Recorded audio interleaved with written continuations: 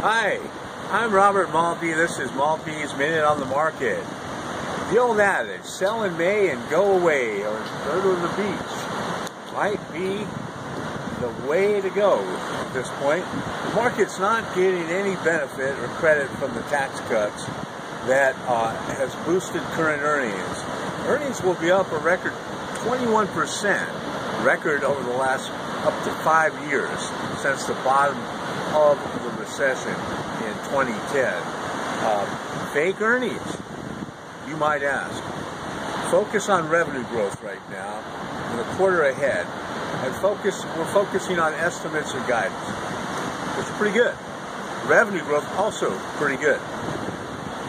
Investors are trying to figure out what the real rate of earnings growth will be and counterbalance this against rising interest rates.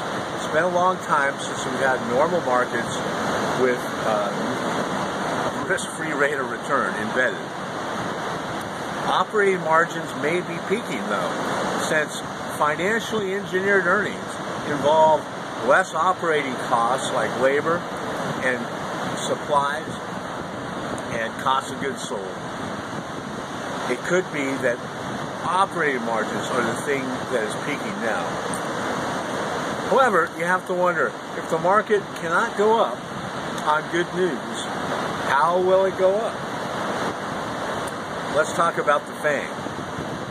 Facebook, Apple, Netflix, Google, Amazon. FANGA continues to bang their earnings growth as well as rank among the top lobbyists on Washington, paving the way for future growth.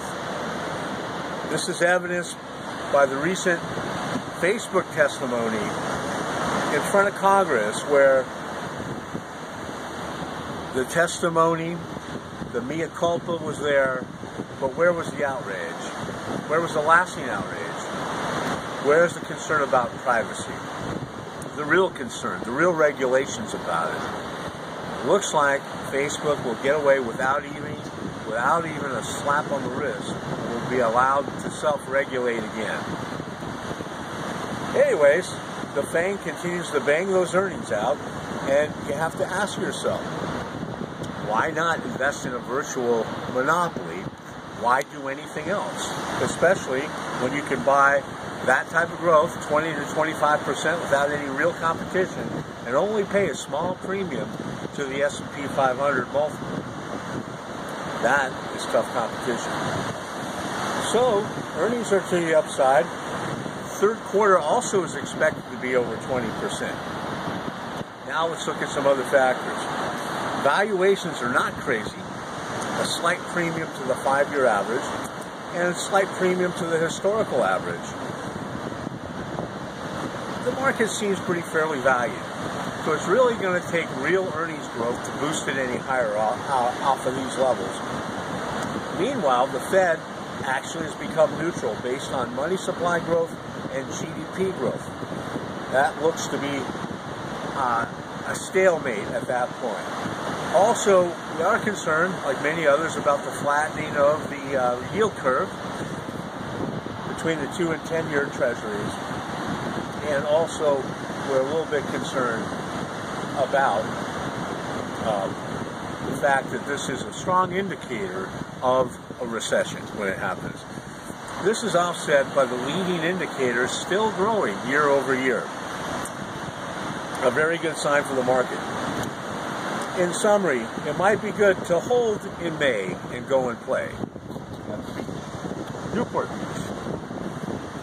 Looks like the market's going to have to grind it out until it has evidence there's solid earnings growth into 2019 and beyond.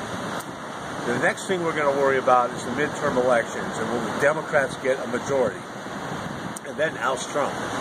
Another key question, will the market normalize and take the benefits of the tax cut and reinvest into the real economy, create jobs, capital goods reinvestment, or will it continue to engage in financial engineering like M&A and share buybacks? Don't get faked out. Stay long. Visit our website for more information on our top performing private fund where we utilize deep research to get our advantage. Visit millennium-asset.biz. Thank you from the beach.